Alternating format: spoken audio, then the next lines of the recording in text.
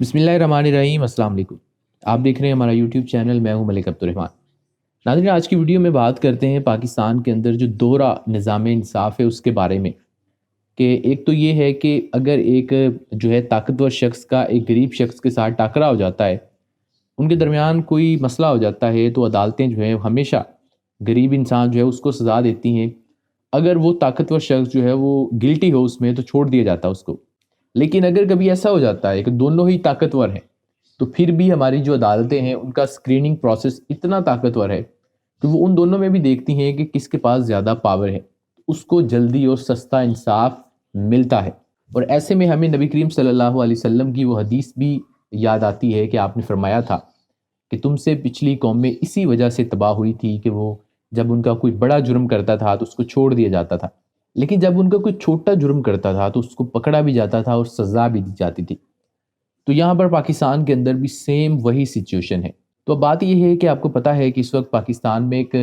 سیاستدان کو پکڑا گیا ہے، پاکستان کی سب سے مقبول ترین جماعت کے لیڈر کو پکڑا گیا ہے، اور اس کا نام ہے فواد چودھری، اور اس کی دو چھوٹی چھوٹی بچیاں ہیں جن کو ایک ہفتہ ہو گیا ہے فواد چودھری سے ملنے تک نہیں دیا گیا۔ اور اسی پاکستان کے اندر ہم نے یہ بھی دیکھا کہ ایک شخص تھا جس کو تا حیات نااہل کیا تھا کرپشن کے کیس میں پاکستان کی ہی عدالتوں نے، اور اس کے بعد اس کو 10 سال کی قید ہوئی تھی۔ اور وہ جو حضرت صاحب تھے وہ جب جیل میں تھے تو وہاں پر انہوں نے بیماری کا ناٹک کرنا شروع کر دیا، اور پاکستان کی عدالتوں نے ان کو 50 روپے کے اسٹامپ پیپر کے اوپر ملک سے باہر جانے کی اجازت دے دی کہ آپ جائیں اور ملک سے باہر جا کے علاج کروائیں۔ اور اس کے بعد کیا ہوا کہ اسی کیس کے اندر اس شخص کی بیٹی بھی جیل میں تھی، تو پاکستان کی عدالتوں نے اس کی بیٹی کو بھی چھوڑ دیا کہ آپ جائیں اور جا کر اپنے والد کی تیمارداری کریں۔ تو آپ سوچ سکتے ہیں کہ یہ وہ ڈوئل سٹینڈرڈ ہے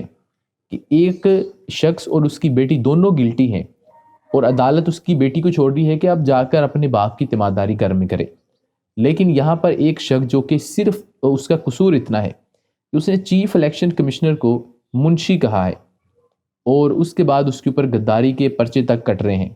اور اس کو گھسیٹا جا رہا ہے روڈز کے اوپر، کبھی ایک تھانے میں، کبھی دوسرے تھانے میں، کبھی ایک عدالت میں، کبھی دوسری عدالت میں، اور اس کی چھوٹی چھوٹی 2 معصوم بچیاں ہیں جس کو ملنے تک نہیں دیا جا رہا۔ اور پکڑا تو پہلے اور بھی لوگوں کو جاتا رہا ہے، لیکن ان کی جو فیملیز ہیں وہ زیادہ تر میڈیا پہ نہیں آئی، اور ظاہر ہے ان کی فیملیز کا حوصلہ ٹوٹ جاتا ہے جب وہ دیکھتے ہیں کہ ہمارے جو افراد ہیں ان کے اوپر اس طریقے سے تشدد ہو رہا ہے۔ لیکن وہیں پر فواد چودھری صاحب جو ہے، ان کی جو بیوی ہیں، انہوں نے نئی مثالیں قائم کی ہے۔ یہ ایک ہفتے کے اندر پورا پاکستان ان کو جان گیا ہے۔ ان کے بارے میں ہم نے سنا تھا کہ وہ کوئی فیشن ڈیزائنر ہے، لیکن یہ نہیں سوچا تھا کہ ایک فیشن ڈیزائنر بھی اتنی مضبوط ہو سکتی ہیں اور اتنی بہادر ہو سکتی ہیں کہ ان کے ہسبینڈ کو پکڑا ہے، اور وہ جب آ رہی ہیں میڈیا کے اوپر، ان کے چہرے کے اوپر اسمائل ہیں، اور وہ وکٹری کا نشان بنا رہی ہیں، اور وہ کہہ رہی ہے کہ میں ان کے لیے کل ہی کافی ہیں، جنہوں نے بھی فواد چودھری کے ساتھ ہی سب کچھ کیا ہے۔ اور ان کی جو خواتین ہیں وہ اتنی بہادر ہیں، تو مردوں کا کیا حال ہوگا؟ تو جو ہینڈلرز ہیں، جو کہتے ہیں کہ ہم نیوٹرل ہیں، وہ چیف الیکشن کمشنر کو منشی کہنے کے اوپر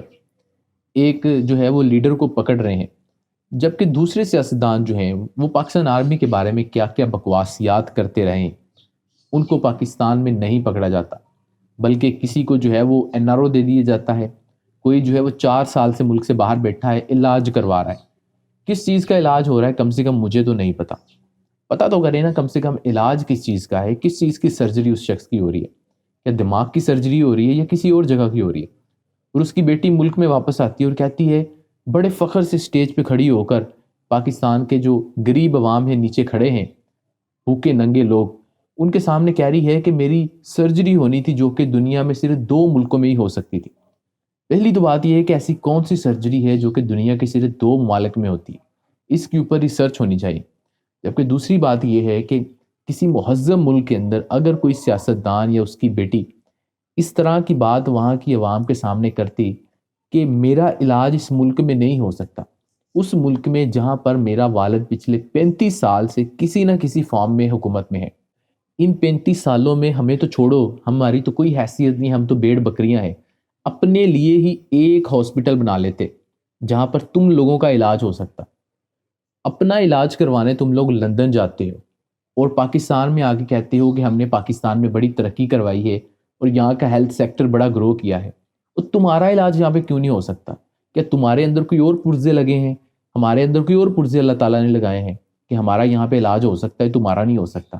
تو امید کرتے ہیں کہ پاکستان کے اندر جو عدالتیں ہیں وہ انصاف قائم کریں، جو ایک دوہرا نظام انصاف ہے اس کو کم سے کم ختم کیا جائے۔ جو سٹینڈرڈز ایک غریب آدمی کے لیے ہو وہی ایک امیر آدمی کے لیے بھی ہونے چاہیے۔ یہ ایک واحد راستہ ہے کہ آپ انصاف کا نظام قائم کریں تو ہی آپ ترقی کر سکتے ہیں۔